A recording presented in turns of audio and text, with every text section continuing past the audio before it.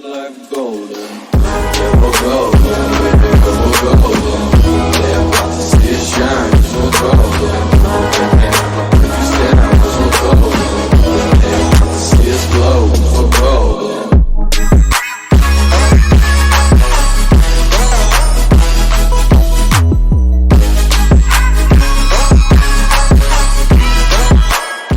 It's your boy, Booga.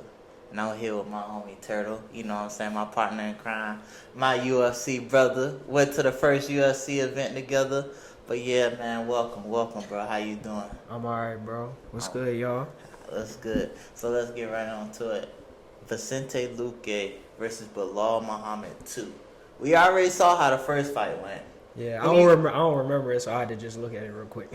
Who you put your money on?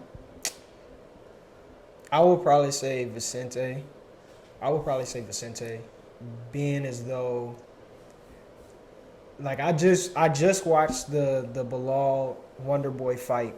I rewatched that again like yesterday, and something that I noticed was if Belal can't get up on you, if he can't get really close to you, he's not gonna have success. His striking is good, but it's not that pretty. And it started to show in the Leon fight. It was like Leon's not gonna let you get that close. Yeah. And when that happens, your whole game starts falling apart.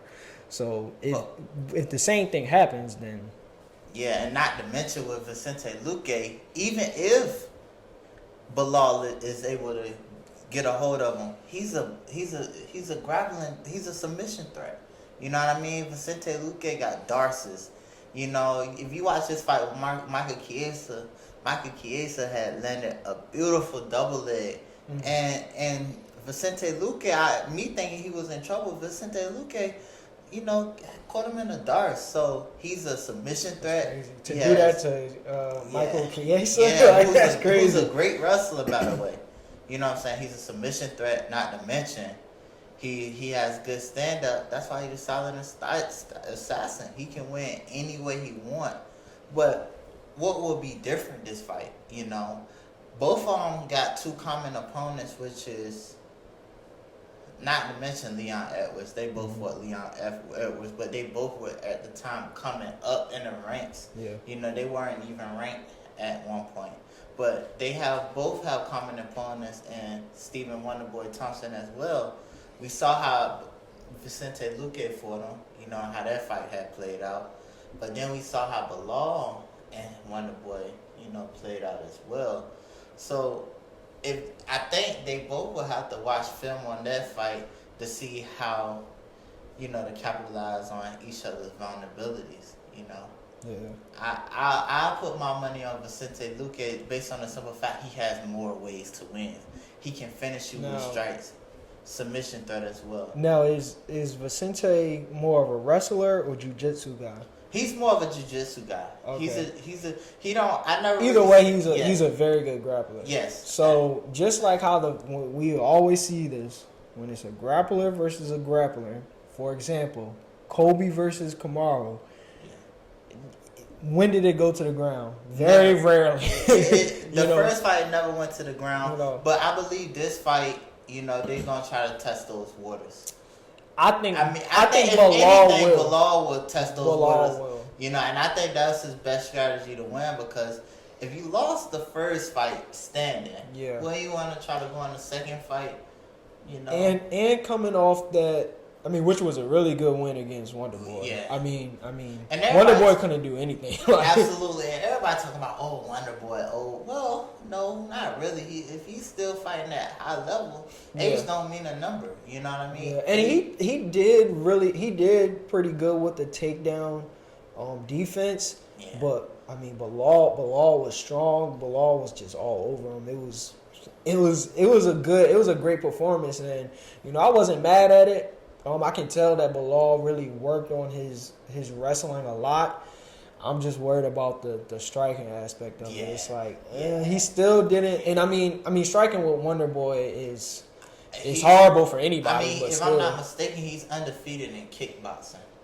Who, Wonderboy? Yeah, he never lost a kickboxing fight. I can believe that Yeah, stat. he never, if I'm not mistaken, I researched it, but he's never lost a kickboxing fight. So he's That's crazy. But Belal Chance, Belal has to take the center, push that pace, push Vincente Luque back. Also use some of his stand up to set up his takedowns. He can't just shoot. Yeah. You know, he has to set it up perfectly. You know, because Vincente Luque is going to see it coming. Vincente Luque is going to be preparing and ready for the wrestling. Hopefully, Belal Muhammad had worked enough on his stand-up to where he doesn't have to desperately shoot. But when they fought the first time, it was at 205. That was back in 2016. That was almost, if I'm not mistaken. They was at 205? Yeah, that's when they fought. They fought at 205. So that's... How did... Vicente Luque is that big? I could see Belal. Yeah, he was 20. He was 24. I could see Belal possibly going all the way up to 205, and I ain't know Vicente Luque was. No, this was at UFC 205. Oh my God! So you just said 205. I'm like, yeah, this was my bad. Light heavyweight. It was at UFC 205. So yeah, they small guys, bro. At small, best, at best they'll probably be 190. You talking about just walking around with? Yeah, at best. Belal probably get up to 200. Yeah. Belal, like, you know what I'm saying, he's kind of very, stocky. you know, Vicente Luque, he remind me of Gaslam. Yeah. Like, he don't never look like real. Gaslam. Now, speaking of Gaslam, man, Gaslam, he's somebody who should really be a welterweight. I don't know why he's fighting at 185. I guess he don't want to look bad at 185. He don't, but he don't want to put down the burritos. Okay. Okay, what's wrong with that? Like, honestly, he have a better chance Listen, man. My summer body is gonna be looking just like Kelvin Gaston. Just know, you know what I mean? Him in DC. That's what I aim to look like. Right, dad bod. Daddest man on the planet. Daddest man on the planet. Is it DC or Max Holloway? You tell me. But I think it's Holloway. You know. He said, "Oh my gosh." But nah. On a serious note, if Vicente Luque or Belal Muhammad, whoever wins, where do you think they should go next? Burns? Gilbert Burns? Back up for Leon and Usman? Because I think depending on how that Leon fights go, that Leon versus Kamaru Usman fight goes. All right, so if Kamaru just wipes the floor with Leon. Cool, this is the second fight. You know, it's no need for a trilogy. If Leon were to win, then depending on how he wins, I don't think this is gonna happen, but say he like starches Kamaru.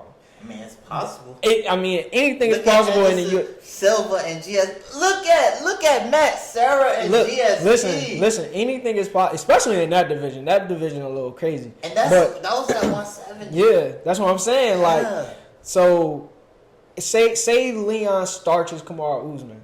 Kamaru's gonna have to take some time off.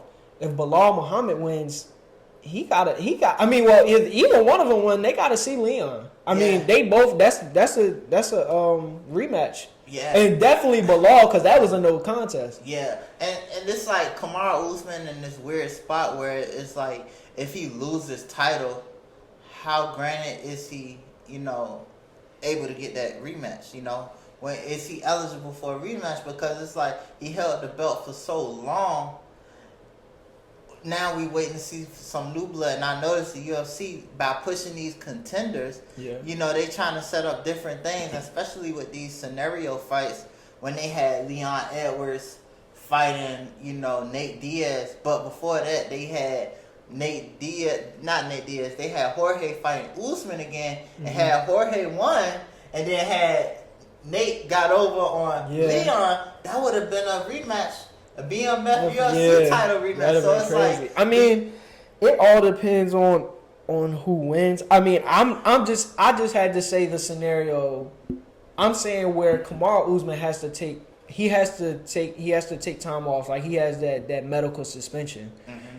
Then, you know, it wouldn't be an immediate rematch with Leon. Yeah, but although if Leon was to win, I think Kamaru Usman shouldn't come back to anything less than a title shot. He already defended the belt 5 Oh, times. no. He deserves a rematch. Successfully. I mean, so no matter who's champion, as like, you know, as a veto, Kamaru Usman, he has that right. You know, the championship veto. As the only fight that I would say would make sense for it to be like, okay, Kamaru has to do this fight before, like he fights for a title. In any other case, he needs to just fight again for the title if he were to lose it. Yes. But if they said Kamaru Usman loses his title, go fight Gilbert Burns to get for the number 1 contender. Yeah, I mean, like, 100%. I'm sorry. Listen, 100%. after this weekend, I will accept no Gilbert Burns slander. Me All right, neither. listen, Dorino, he is like that. I was about to say it, but listen, there will be no Dorino slander, man. No slander tolerated. And now I want to ask you this. Now we're talking about Vincente Luque and Belal Muhammad. Let's talk about somebody else in the division. You know, Khamzat versus Burns. Do you think Khamzat deserved that Barnes fight? Did you think do you think that fight should have went to anybody else? I mean, I'll say this though. Who's gonna fight Burns? Kobe? Kobe got something going on. You know Kobe is just, and like honestly, Kobe might have legal stuff going on. That's what I'm saying. And it's like we love Kobe now. You know what I mean? We fans of Kobe Covington. You know, we like the kid, but it's like it's fights that we want to see him in, and it's just like we know he will do well at these fights. But I know what Kobe doing. Yeah. I just don't think he's that. I don't think he's the guy for that. You know what I mean? Yeah. I don't think he got it like that, in my opinion, far as like status or you know what I'm saying. Kobe, like I don't think he's that guy like a Nate Diaz who can play the long game, or like Conor McGregor who don't gotta fight certain people. Kobe's just not that guy, and we're gonna talk about that later. But back to the original question: do you think Khamzat was worthy of that fight with Gilbert Burns? That's kind of a hard question. Do I think he was worthy? I'm gonna say yes.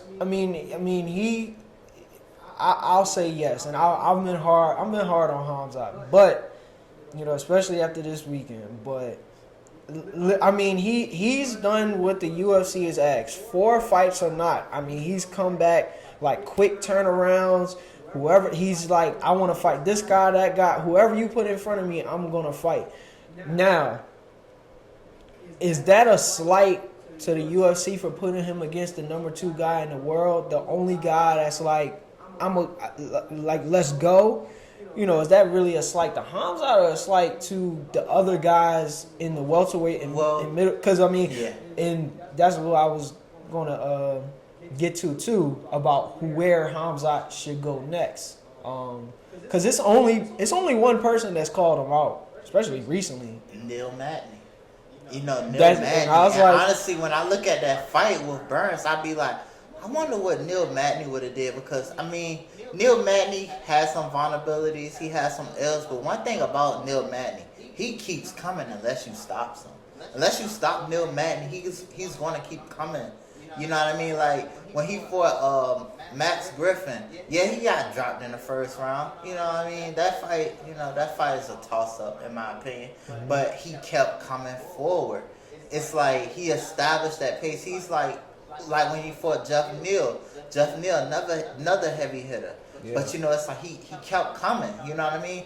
Like I never really seen too many people dominate. You know, Neil Magny, like RDA. You know what I'm saying? That fight was a dominating fight. But then when I watch fights like that against strong wrestlers, like when he fought Chiesa, I wonder like, is Khamzat really a terrible matchup for him? Because Khamzat is a great wrestler. Yeah. You know, each takedown that Gilbert Burns shot for, he stuffed. He stuffed every takedown. He got Khamzat to a knee like once. Yeah. You know what I mean? My question is, I mean, and this happened in the Kobe Kamaru fight. Yes. What are we taking as a takedown? With the same, because the same thing with the Gilbert had to knock. Gilbert folded Khamzat like a chair. Like, absolutely. Like, and I had put that in my last video. He definitely had, that was definitely a knockdown. Yo. But it's not the fighters. It's more so like the officials who's calling it. They said, so I saw a comment somewhere, I forget what video or whatever on Instagram, but they said it's because Khamzat's knees didn't touch the ground when he went down. And I was like, his face did, like, if your face hit the ground and not your knees, you got knocked out. Like, that's worse, bro. Like, I feel the same way about that. And then when you look at the fight with Khamzat and Burns, you know, we never seen Khamzat on his back, but also we never seen somebody like Usman on their back. Yeah. You know what I mean?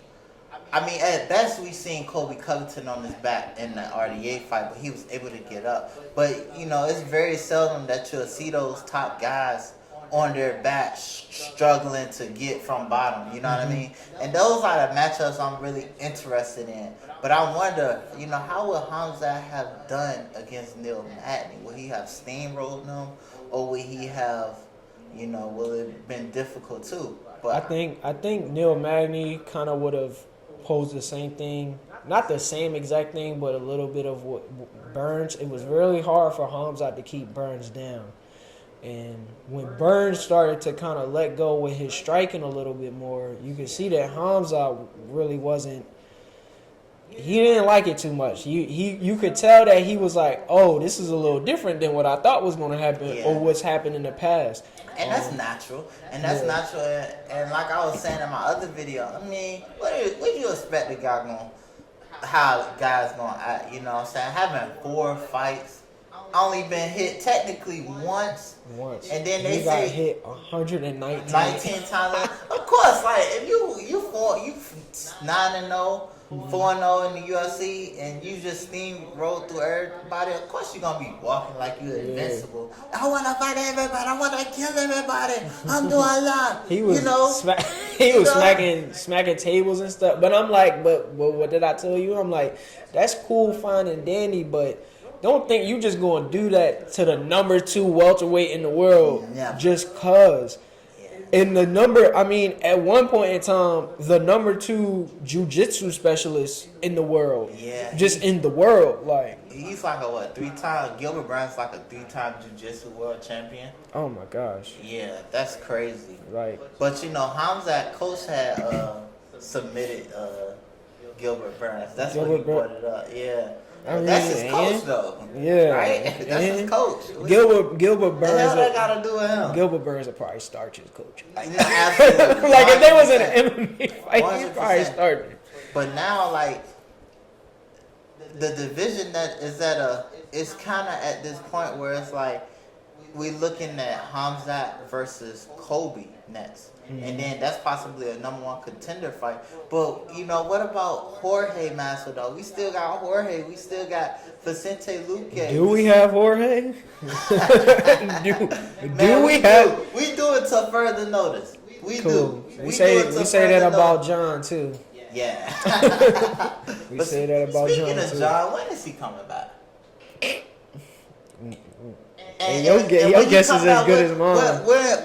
Who his next fight should be? I mean, like, Stipe has already said, like, I wanted to fight him. He's ready to sign a contract, like, you know, and John is like, oh, I need to get bigger. Gets in trouble again. Need to get bigger. I mean, my thing with John is, I'm gonna get on my soapbox. My thing with John is this. Everybody wants to see you fight. Whether it be for 3 different reasons, to see you lose, to see you win, or to just see like one of the greatest MMA talents of all time. What are you doing? I mean, like, what are you doing? My thing is, I mean, I don't know. I don't check people's pockets like that, but do you have money coming in? Like, what's going on? Like, I mean, if you're not fighting, where's your revenue coming from right now? He probably You got know? some sponsors. Does he? What?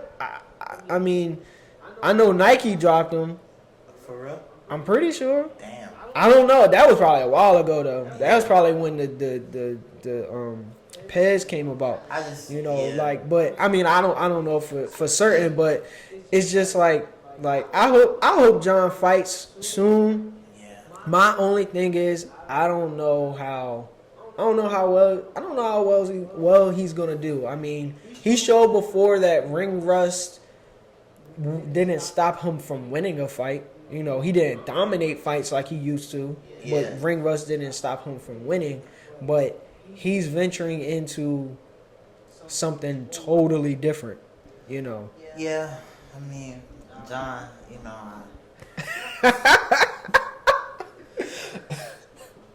From a MMA standpoint, everybody wants to see him fight. From a personal standpoint, it's like, dog, like you.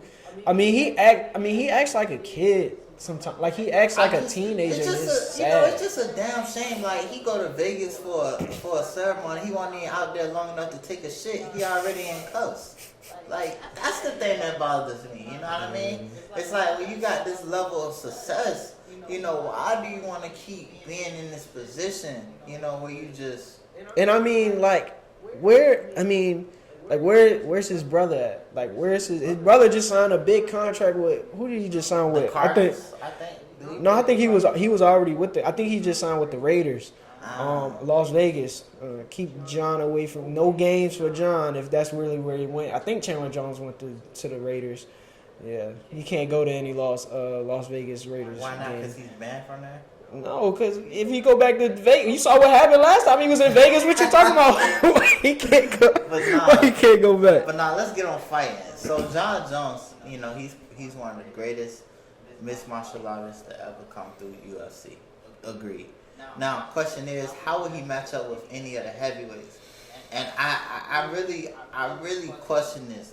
Would he do good at heavyweight like he did at light heavyweight? I don't know. I mean, I don't see him beating Stipe Miocic. I don't think he can beat Stipe. I don't think John Jones can beat Stipe Miocic. That's my opinion. Reason why? Because Stipe, it's like Stipe got this mystique about him where he's durable. You know, you can hit him with everything, all your might. You know, even the first time. And by the way, Stipe Miocic was the first one to dominate Francis Ngannou and made him look human. That's just, I'm throwing that out there. But second time. Look, let's talk about that first time. People forget. It took Francis a lot to learn. That fight was a lesson learned for Francis. And you know, I think Stipe should get his respect. You know what I'm saying? For being the one and only, the first man to do that to Francis. Honestly, that fight could have been stopped. I mean, in GOAT conversation, when you talk about heavyweight, Stipe's in it. Stipe, I mean, he's number one. Cain Velasquez, free Cain, by the way, but Cain Velasquez, when he was at the top, I mean, he was at the top, man. Yeah. But I mean, Stipe, I mean, win, lose a draw. He comes to fight. Yeah, he came to fight. He fought everybody, and it was like he went on a run too, on his way to the title. You know what I'm saying, to Fabricio Verdun. You know what I'm saying, happy retirement. You know, Verdun. I hope you doing. Don't throw no boomerangs, but oh my gosh, everybody in something, bro. Oh wait, who did he throw at? Kobe. I remember that.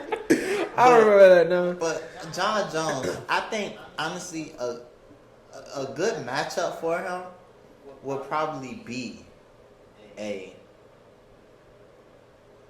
probably a tattoo advisor. You know what I mean? I don't think he can compete against. He's gonna have to really use his wrestling. Yeah. Now that we have Francis Nurmagomedov, I don't know about that, but yeah, I mean honestly. But Curtis Blades is a hog. horrible matchup for John. And heavy, if that was his first fight at heavyweight, that would prove whether or not John is like ready to go. My issue with Curtis Blades, and it's no issue, you know what I'm saying? That's the homie, that's the dog, man. I'm about to say you ain't say that when we saw him at the hotel. You got an issue with Curtis now? I don't got an issue with Curtis Blades. My issue would be with Curtis Blades is stop trying to prove everybody that you know you something you're not. You are a wrestler. You're a wrestler first. You know, you don't change up your game plan. Like, he was playing a risky game, not shooting against Chris Dawkins, excuse me. Yeah. You know what I'm saying? He was playing a dangerous game. Luckily, it went in his favor. He can stand and bang, but you know what I'm saying? Like, if your bread and butter is wrestling, use that. You gotta pick your shots. And also, one thing, I wish I would have told him this, but he probably wouldn't want to hear it from me. But like when you shooting for your takedowns, you know what I'm saying? Set up some of your strikes, because I was watching this fight against JDS, and he landed, it was like a combo he used to finish him. I forgot, I think it was a jab, then a cross, and it was like when he threw an uppercut, instead of him shooting, like it was like a same uppercut that Lewis caught him with, but JDS had threw it. He didn't shoot for a takedown, he had slipped it and went over top with it right. And like that right there showed me how good of a stand-up fighter he is. And JDS is a knockout artist. He's a knockout artist, former heavyweight champion as well. So he showed me that he can use his strikes and set them up. But now let's try to use those strikes and put your wrestling together. You know what I mean? But he didn't shoot. He did a good job in his last fight before the Chris Dawkins. I keep getting motherfuckers mixed up. Like, you know, he did a good job mixing up his striking. Like when he went against Jairzinho Rosenstrike, I was worried because Jairzinho is a heavy hitter. Yeah. You know what I'm saying? I was worried. He did really good with the striking in that fight though. He did good. I mean, I wouldn't say that he tries to do something that he's not. I think he's really just a very well versed like a mixed martial artist. Yeah, and honestly, when that fight he lost against Derek Lewis, he wanted to use his wrestling against Derek Lewis. Yeah. But he was doing good on the stand-up. If you go back and rewatch that fight, he was landing. He was hurting Derek. You know what I mean? I think him just knowing when to pick his shots, like stand here, shoot here for a takedown. You know, I think he kind of learned that in the Chris Dawkins fight. Yeah. See, you can get me mixed up now. Chris Dawkins fight, and I mean it worked out for him. Yeah. What did I tell him when we was driving off? Yeah. I say him. Curtis Blades versus Gone. Versus Gone. That first round submission, you got him. First round submission, you got him. Now, how you especially after this last fight, my bad, against Ngannou, it's like, okay, Gone. I mean, you look pretty easy to take down. Yeah, it won't. And you know, Curtis is really a heavy wrestler, so on how he would match up against John Jones, honestly, that's a perfect matchup. Like, see, the thing is, it's about if you can take shots. You know, I don't advocate for nobody to take punches and, shit. You know, but if you can take a shot, you're good. And I think, coming from light heavyweight, moving up to heavyweight, I don't think John Jones would be like a one-punch knockout artist. No. I don't think he's going to be kick heavy. You know, DC said something like he will have the skills of a small man, of a light heavyweight, which, I probably would agree, but I just say that about Gone though. He said that about John Jones, as John Jones was announced that he was moving up. But I think it's too late. I don't think John Jones, and then especially with him being away, maybe he can prove me wrong, but I just don't see him doing good against anybody in the heavyweight division. I mean, it's hard to bet against John, but this is one of those times where, for real, I don't know. I mean,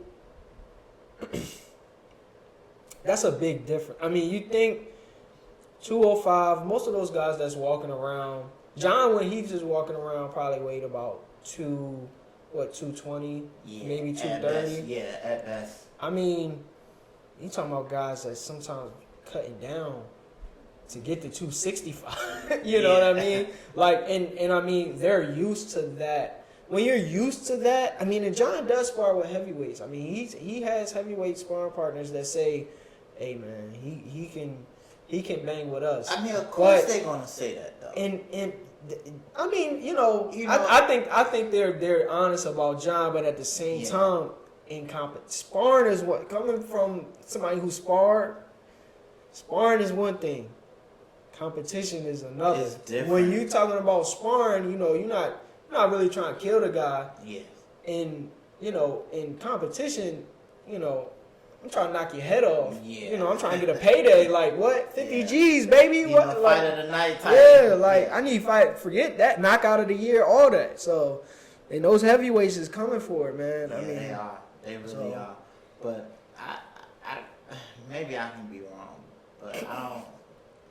John Jones, man, he was better off. With Dana say, he was after seeing that fight, I think John Jones gonna try to make 185. 180. Oh when he was talking about Francis and Stipe terrible. too. He was like, after seeing that, I think John Jones gonna want to make 185. That would look horrible. Him at 185. Well, let me ask you a question. What's good? Let me ask you a question. What you think about the light heavyweight division? Bro, it is terrible. It's so boring. It's terrible. It's boring. It's a damn shame when somebody who had 2 fucking fights already fighting for the title. This dude Yuri came out of nowhere. I didn't know who the fuck he was. Called me a casual, but I mean I work too much. I work a lot. You know what I'm saying? I'm only able to keep up with UFC because I try to keep up with Bellator. Apparently he came from Cage Warriors or whatever the fuck. But. Honestly, bro, Yuri came out of nowhere. This guy with a goddamn mohawk. He already fought this guy named Volkan Asa. How you pronounce his name? I don't know. He bro. fought DC. It's way too many like Russians. Yeah, everything in the light heavyweight that was division his now. first fight. Then his second fight was against Dominic Reyes, who was already on a 2-fight losing skid. Well, granted, you know what I'm saying, like that first fight against Jones, a lot of people thought he won, which I did too, and takedowns was a factor and all of that, but Reyes was pretty much on a hot streak somewhat, but this was a must-win fight for him. He fight Reyes, you know what I'm saying, he showed a lot of vulnerabilities in that fight, honestly. It's just like he's like the light heavyweight version of Tony Ferguson. He really needs to fight a heavy hitter that could, because he got touched a lot in that fight. Yeah. He got hit a lot. You know what I'm saying? He even got taken down almost. Glover's gonna fuck him up. Glover is gonna wrestle, pump, and fuck Yuri into a submission. Old man strength beats that weird Houdini shit. I'm telling you. Don't nothing get better than old man strength. Granddad, open this can for me, strength. You know what I mean? Don't nothing get better than that. And that's how I feel about the division. Now, not to mention we got Jamal Hill. Yeah. You know what I'm saying? Even though he lost it's so crazy, he lost to Paul Craig. But ever since that loss to Paul Craig, he went on a 2-fight knockout streak. I can't remember the last time I really watched a light heavyweight fight. Like, you gotta really... Literally, I forget how I remember William Knight. And I was telling you, like, I really hope he's a cool dude. He's in something. one of my MMA groups, too. You know what I'm saying? Very dope. But, I forget how I remember who William Knight is, but... Like, I think because one time he missed weight. Maybe, and that's the reason I know. Like, I mean, it's like it's so dry, like heavyweight. But that was a short notice fight. Well, that's all right. Yeah. But that used to be the premier, even before John. I mean, we talking about Chuck Liddell, Tito Ortiz, Rampage, Rashad. Oh my gosh! I mean, Forrest. Griffin. You know what I mean? Come on, that's where everybody got into this, bro. Yeah. Stephen versus Flores, and now look at the light heavyweight division. It's trash. The thing is, I don't think it's a lack of talent.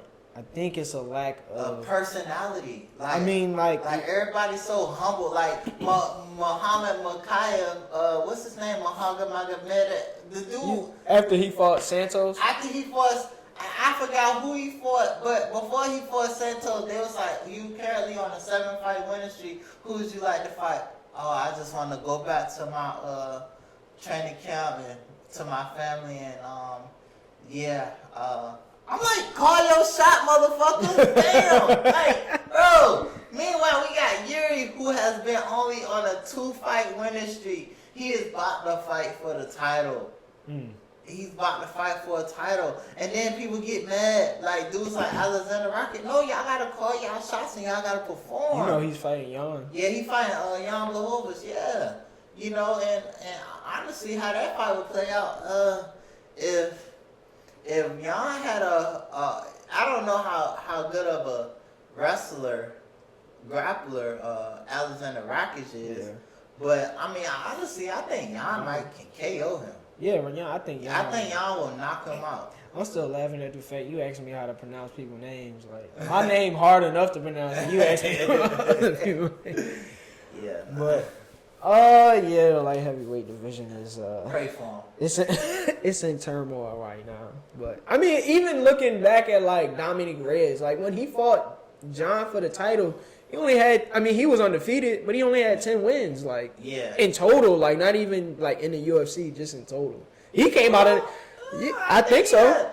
I think at or 10 or 12. Probably at best he probably had like 7 fights in the UFC. You think or? But I'm saying his overall record wasn't that crazy. Now let me ask you this. Let's take a trip. You know, we all got fighters we invested in, you know, like we connected to. And I recently started to become a huge fan of Khamzat France all the way at flyweight. You know what I mean? He's part of City Kid Boxing. He the dude, he finished Cody Garbrandt.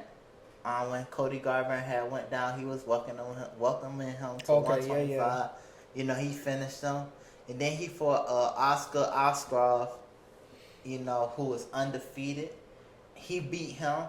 You know, I'm really invested in Khamzat France. Like, I really like that. I have not gotten into Khamzat France. Like, I mean, at the flyweight division, I'm still wondering what's going on with Moreno and Figueroa. They ain't fighting. Look, Khamzat France.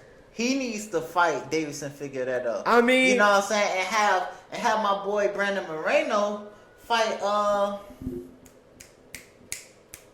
Oscar. Fight Oscar again. That was a draw, which a lot of people thought Brandon Moreno won, but have them fight again, and then the winner of those two fight each other. I mean, I'm trying to figure out who else is in that division because you know it's not as that's another division that's not as deep, prominent as like when Mighty Mouse was in it. Yeah. And, I mean, we had Mighty Mouse, Benavidez, you know, Dotson. Yeah. Like back in those days. Then we had Tim Elliott. Yeah. And then not to mention, speaking of Tim Elliott, that motherfucker keep winning. Like he's like, if you look him up. He's like a rough fighter. Like, he's like a rough grind. Don't he fight at bantamweight? Nah, he fight at 125. I thought he fought at bantamweight. Did he ever fight at? Did he? I don't think he took a fight at bantamweight. But nah, you know, I might be thinking of another Elliott. Yeah, you know, Muhammad Makayev. That name ring a bell? Yeah. He's the 21-year-old. He had made his debut. And he had called out Tim Elliott. I think that's a good fight. That's a fight. See, I haven't been. It's the same thing with the light heavyweight, man. It hasn't been. I mean, besides Moreno and Figgy, it hasn't really been a lot of noise. But you've been talking heavy about the Khamzat France dude. Yeah, you know, I'm gonna have to check out this. He's good, bro. Man. Evil Kai. You know what I'm saying? Like honestly, like he had the same gym with City Kid Boxing as Izzy and Alexander Volkanovski. Okay. And you know what I'm saying? Speaking of Alexander Volkanovski. I hate to cut you off. Nah, you good. I have two things to say about the 145 division.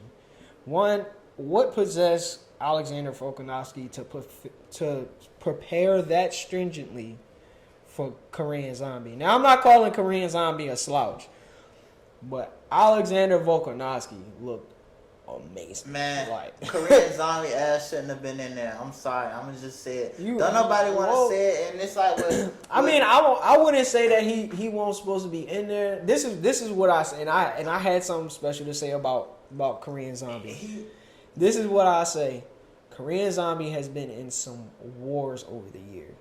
Now, if he doesn't retire after this fight, I don't know how many fights he has on his contract. I don't know that. However, I think his next fight should be his last fight. And Yes. what I would personally like to see is the kid that whose fight went into the UFC Hall of Fame with Cub Swanson. What was his name? I forget his name. But he went to absolute war with Cub Swanson. I don't know if he's Korean. I forget what. I know who you're talking about. That you fight know, just went. Yeah, in I'm like I forget his name too. But yeah. I mean, Song. I think Song. Nah, it's not Song Jadon. Nah, he's a bantamweight. Song Jadon. He fought Cub. He did. I think that was him. I don't know. Well, the dude that fought Cub and his fight went into the UFC Hall of Fame the same night. You know, hopefully nothing happened with Cub like what happened to John or the other kid. My bad, you know. Yeah. But anyway, I say that them two fight, and it just be it be a passing of the torch, or it be you know, I'm gonna show you how show the young buck how it's done. And just like Korean Zombie, I want to see. I mean, Korean Zombie is a fan favorite. It doesn't matter what country you're in. It doesn't matter where love the Korean Zombie. We love Korean Zombie too.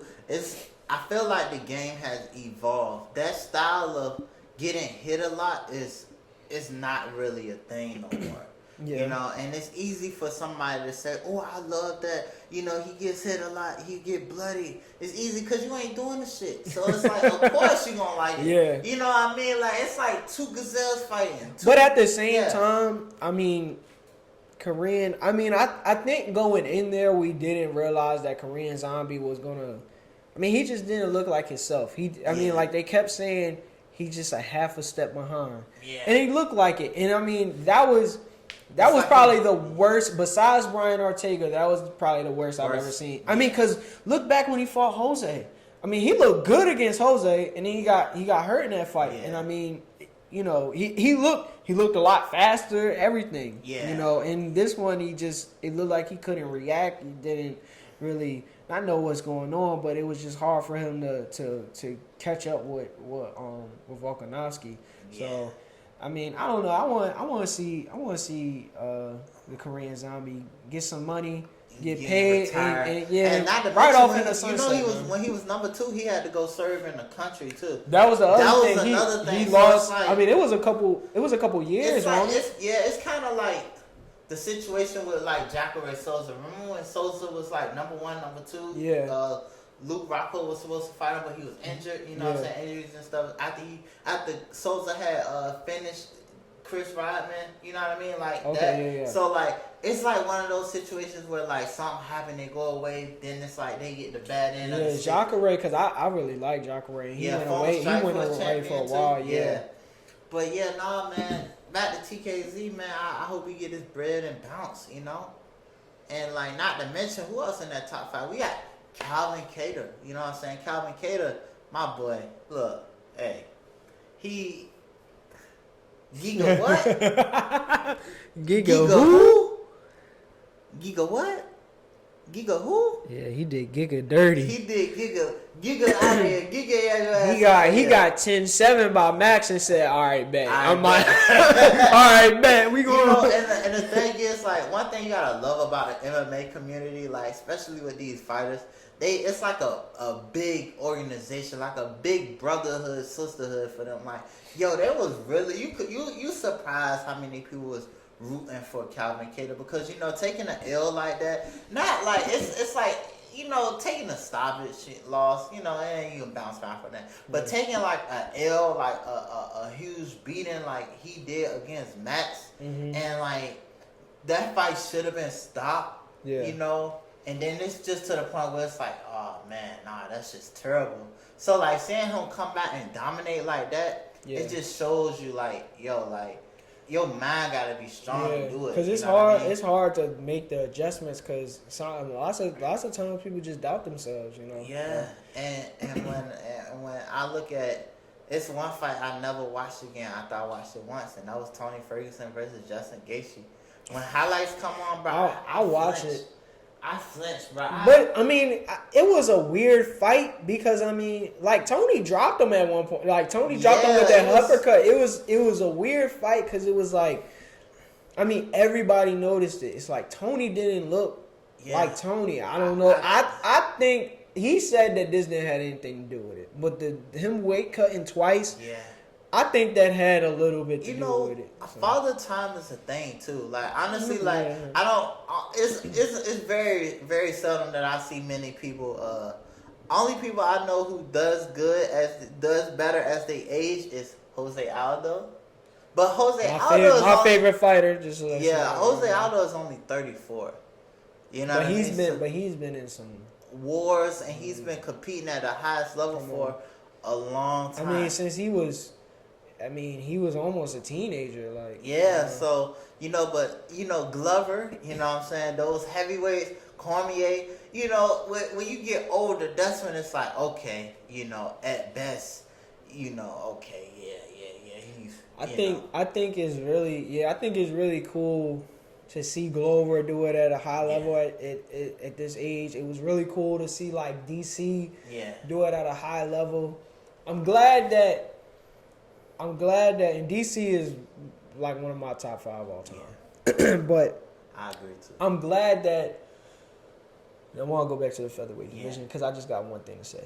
But you probably know what I'm going to say. But I'm glad that DC left even with the loss, because I mean, we can all be honest. If DC fought Stipe 3 times when he was like 33. He would have won. He would have won all 3 times. I mean, it wouldn't have been. He would have won. It would, But I'm glad that some people it's harder to know when to go. And when at the lower weight classes, it's less time. Because after a while you can't keep up with the speed and everything. Like the speed at those weight classes, it's a lot different. And that's why, like, heavier weight classes is easier because you don't really take much out of you, but you 37, 38 years old trying to make 155 when you walk around at probably 180. Yeah. So you're cutting 25 pounds of weight? That's terrible. I mean, Jose, he literally changed his whole because he used to have trouble with weight cuts at 145. For real. So once in a while he did. And, for him to be making 135 now, he changed his whole, everything. But, like I said, I wanted to say something about 145. Where is Zabit? Oh, I forgot. Where is Zabit? I forgot about, honestly, with Zabit, I gave up all hope. Come on now. I don't want to give up hope. I want to see Zabit. I'm not saying that I'm a big Zabit fan, but I want to see what Zabit got. I want to see Zabit versus Max, Cater, he already fought Cater. He did? Yeah, he fought Cater. Cater was coming along in that fight, but how long ago was it? This was probably 4 or 5 years ago. Okay, yeah. You know what I mean? But so they won't rank I want to see him fight Yair. Giga. Giga need to prove himself. He about to keep his ass where he at. I'm sorry, Giga gotta prove himself. Well, Giga get one more fight when he. Would you want to see? Dan Ige. Oh yeah, I forgot. That's a good fight. You know what I mean? But I like Dan Ige. I wouldn't want him to lose. Well, I don't know. Well, you think he gonna lose? Giga versus who else? Who else could he fight? They probably try to book Giga versus Bryce Mitchell. Oh, Bryce Mitchell. Or Arnold Allen. Allen. I forget who he just beat Dan Hooker. Oh, okay.